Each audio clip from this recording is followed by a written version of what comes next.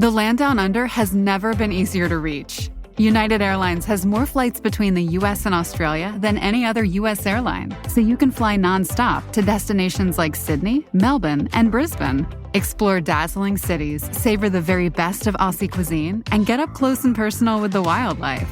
Who doesn't want to hold a koala? Go to united.com/Australia to book your adventure.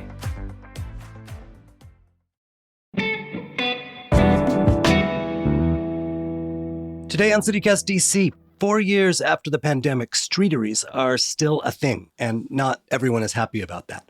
Axios DC just reported on a quarrel over the outdoor dining installations in Georgetown, where a lot of locals would prefer to get some scarce parking back.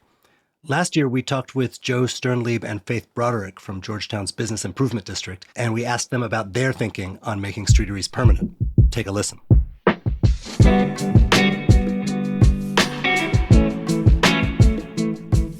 Today is Wednesday, August 14th. I'm Michael Schaefer, and here's what DC is talking about.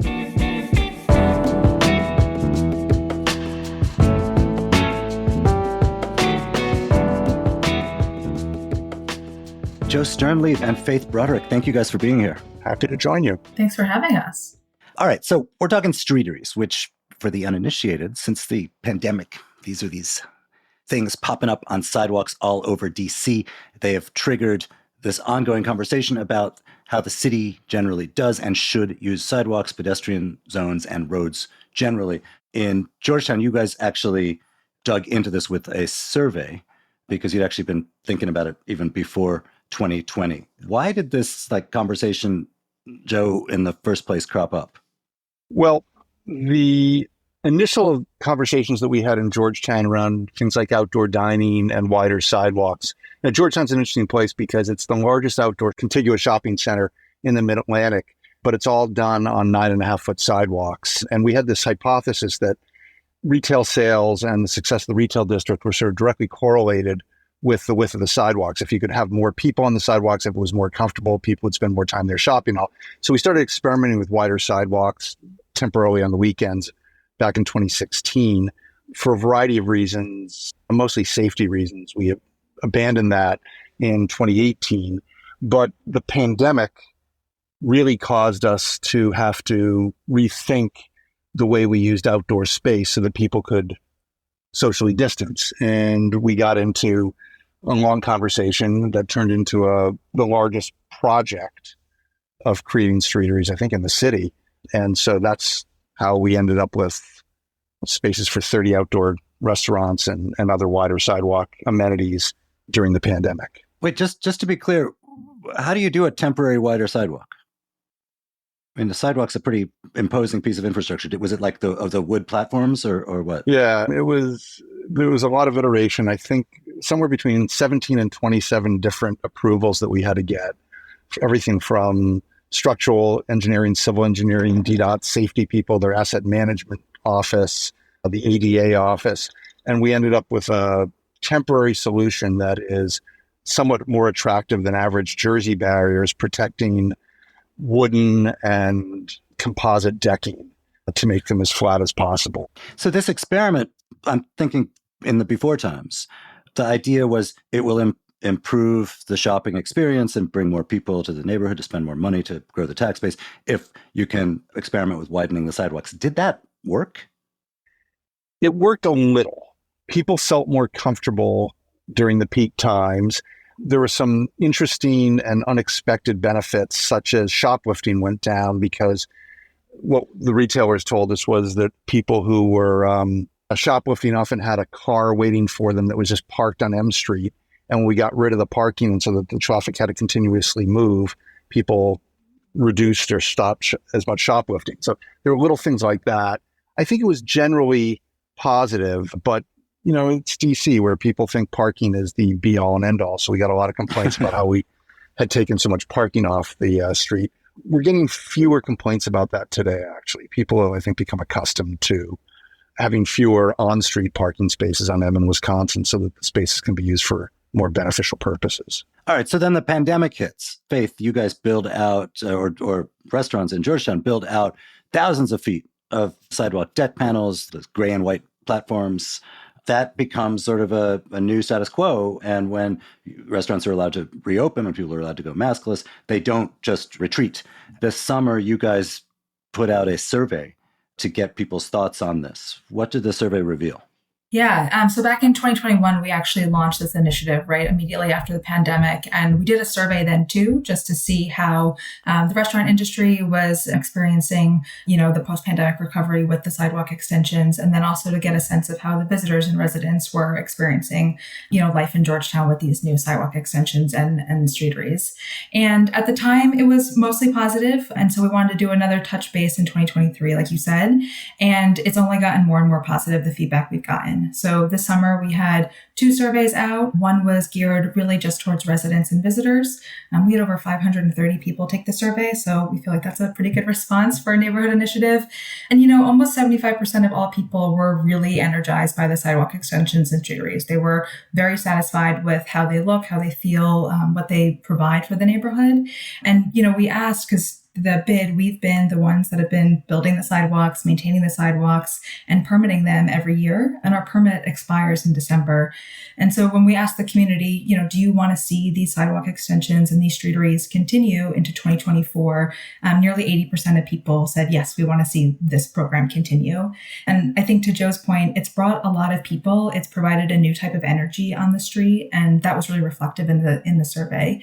Folks felt that the quality of life in Georgetown had improved, that there was more energy in the public realm, that it made them want to spend more time on M in Wisconsin, that they were more eager to shop and really much more eager to dine outside. So that was sort of the feedback we got from the visitors and the residents. And then on the business side, it was a little bit more mixed, right? Because the streeteries in particular are really geared towards restaurants, right? So when you ask restaurants, do you like the streeteries? Overwhelming majority say absolutely. Business has been better. Foot traffic has been better. We've heard anecdotally from a handful of businesses that they've had the most success they've ever had in the past year, even though they've been in Georgetown for 15 plus years, right?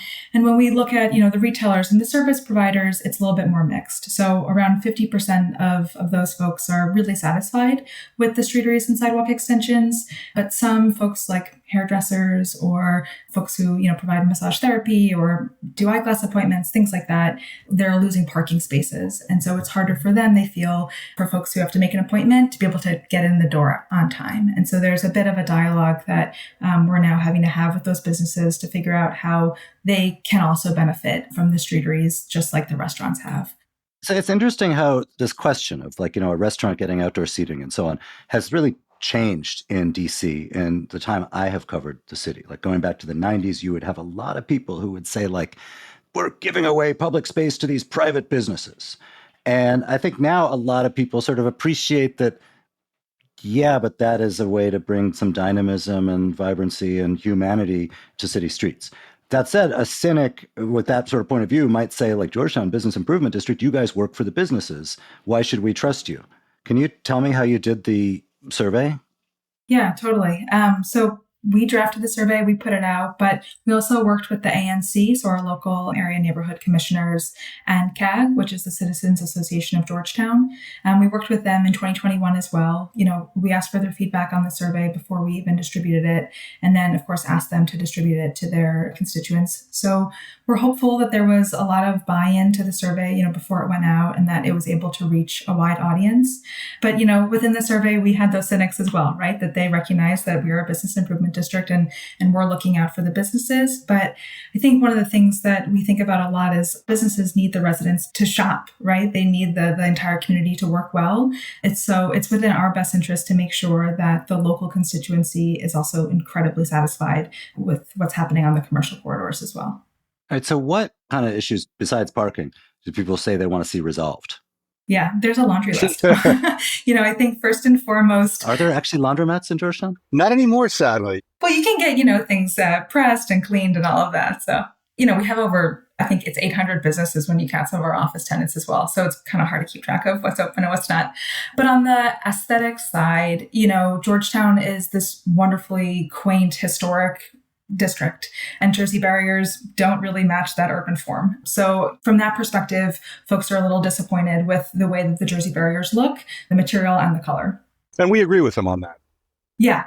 And is there a chance that we are going to see a different look for Streateries to no longer have these Jersey barriers? It's our hope.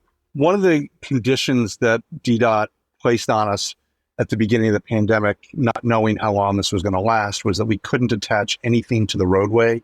So we couldn't do anything that had a semi-permanent feel to it. It had to be something that you could remove in an hour or two.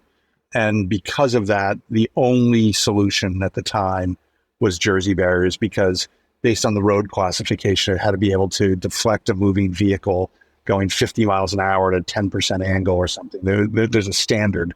And so the Jersey barrier was the only option at the time. Going back and having a conversation with them now, the question becomes, what can we do that is more attractive and possibly attached to the street bed so that it will still deflect a car or move a car out of the way if it veers off without being a Jersey barrier? So it is an open question. I know you're an urban economics and planner guy, not an architect, but have you seen anything anywhere that somebody has done to make these things look more attractive? Yeah, I think we have. I think that there's some examples in the city.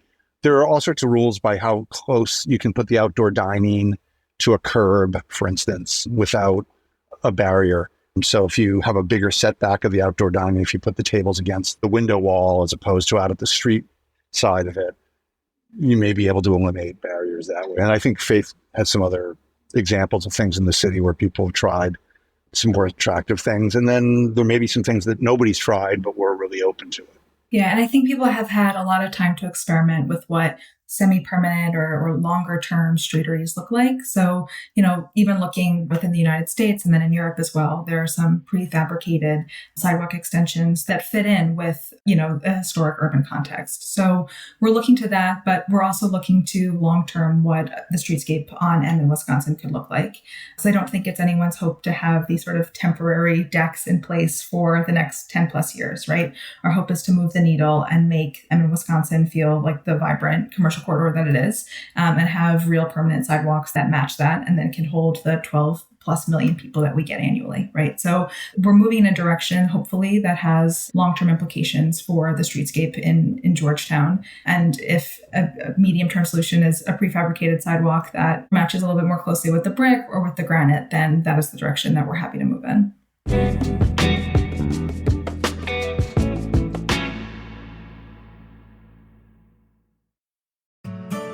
Let's be real, lawsuits are not fun, but with Paulson & Nace, at least they're a little easier. Paulson & Nace is a DC law firm in every sense of the word. It was founded here in 1979. Partner Chris Nace is a local who cares deeply about the DC community, even serving on the board of the local branch of the Living Classrooms Foundation in his free time. Nace and his associates Samantha Peters and Maya Perry handle medical malpractice, wrongful death, and other complex injury cases. And they don't just settle every case. They'll go to court. They'll fight for you. Paulson & Nace has even been recognized as one of U.S. News' best law firms. So if you have been hurt or lost a loved one because of someone else's mistake or negligence, call Paulson & Nace for a no-obligation consultation. Visit www.paulsonandnace.com. That's PAULSONANDNACE.com. Or call 202-463-1999. As you say, Georgetown is a quaint neighborhood. It's a very attractive neighborhood. It's got a sort of architectural coherence to it. But when you are looking at a street where, like, a Budweiser delivery guy is double parked in the only lane left because you've extended the sidewalk, it's not so pretty. There's the balance, right? You lose something when you expand the sidewalk. What do you do about that? Yeah. So freight management is another concern that we're hearing and that we want to address, right? And I think part of that is coming up with a freight management plan. And it's working with all of our retailers and restaurants to figure out when they can actually do deliveries that make sense for rush hour traffic. We've seen that the same number of cars are on the road today as they were in 2019, but we have fewer lanes. So we have to make it work for everyone. And that might mean shifting around the times of day, right? So maybe it's restaurants are only taking deliveries from their Budweiser trucks really early in the morning before folks are commuting through Georgetown. Another way is to think creatively about how we're using our alleys and how we're using our trash management as well. So there's lots of moving pieces. It'll take a lot of coordination across all the different restaurant tenants and retail tenants that we have in the neighborhood. What I will say also is that there's very little difference between what it used to be and what it is today, just because when we had cars parked where we currently have outdoor dining, the delivery trucks still didn't pull into the curb because they often couldn't find a space. Or so during the day, there were cars parked where they wanted to deliver, so they still parked, and M Street became one lane in each direction. It was always this way. So we haven't really changed that, but it was a problem then that we were trying to figure out and address, and it remains a problem. So there are solutions that we're talking to folks about, just all sort of difficult to implement, but very worthwhile. One of the things that we've been talking to the neighborhoods about for the last many years, and to DDOT for the last few, is to rethink RPP parking in commercial districts. So the RPP, the Residential Parking Permit Program, started in the 70s to prevent commuters from parking in commercial districts primarily all day long, and then taking the metro in. So it was around metro stations. But once it was implemented in a few places like DuPont Circle, it spread quickly to other neighborhoods to protect residential parking. What they've done in other places like Alexandria is, instead of offering 2 hours of free parking to non-residents, they say residents park for free no matter what. But if you're a visitor, if you're from outside of the immediate neighborhood, you pay to park. And they use Park Mobile out there, similar to what we do. And we've been having conversations about doing a pilot, if not in Georgetown, in another neighborhood in the city, to see how that works. Because what that does is it ensures enforcement and it ensures turnover of spaces. And so we're having those conversations with DDOT, which has been looking at the issue for the last couple of years, and with community members about the possibility of one day trying it in Georgetown as well. And we think that that may, in fact, solve an enormous amount of the parking problem around Emmon, Wisconsin. Ooh, you're making lots of friends, aren't you? Well, I don't want to overdo it, but it seems to be a more sensible way to manage urban parking than just telling everybody, hey, there's plenty of free parking, so circle the block for half an hour looking for a free space, rather than trying to get people into a space that they pay them, something for. Maybe it's not very much. Maybe it's just even registering their car as being there at the time, so that after 2 hours you leave, or if you're going to be there for longer, you go into a lot. Yeah, no, it seems like a great idea to me. I just mean, if you want to anger people in Washington, D.C., change their parking. Change anything about parking. Yeah, that's exactly. It's the third rail of local politics, right? There's, representation in Congress and parking. Those are the two issues. But do you guys have data? I mean, so you mentioned some kinds of businesses who don't benefit from having a streetery feel that they are losing something from having their customers have an even harder time parking in a neighborhood that was never easy to park in. Do you have data on how many of the people who patronize stores in Georgetown come by car that they park on the street versus by other means? We do. Yeah, we sure do. A lot of our customers and visitors, they are driving, but also a lot of folks, once they get to Georgetown, move around Georgetown on foot. So often we see, people get to Georgetown in a car and then they get out and they spend over 2 hours in the neighborhood, and they're doing that walking around.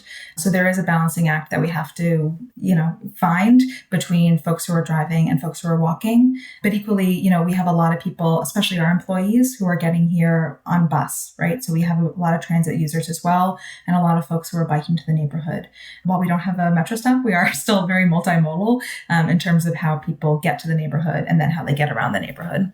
And you guys also have, unlike most neighborhoods, you have this historic board, which, has feelings about things like Transformers and presumably Streateries. What's been their view on this notion of Streateries in particular and reimagining sidewalks in general? They do have feelings. We all have feelings about them.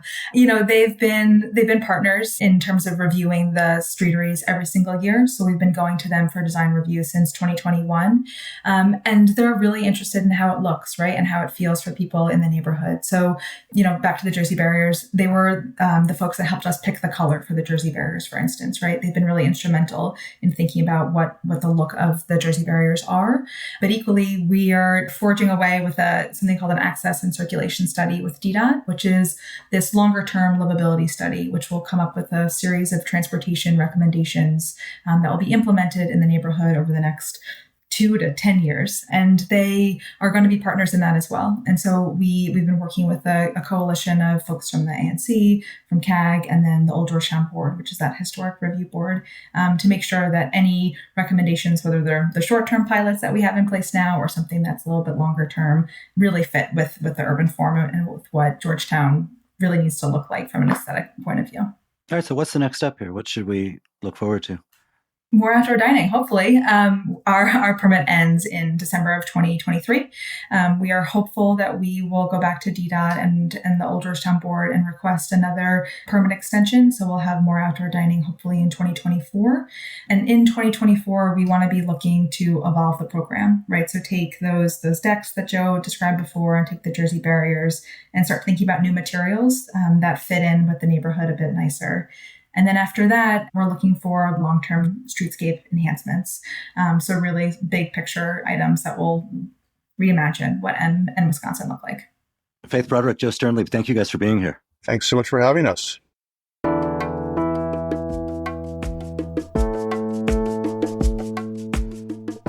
And that is all for today here on CityCast DC. If you enjoyed the show, why not tell someone about it over dinner, either indoors or out? We'll be back tomorrow morning with more news from around the city. Bye.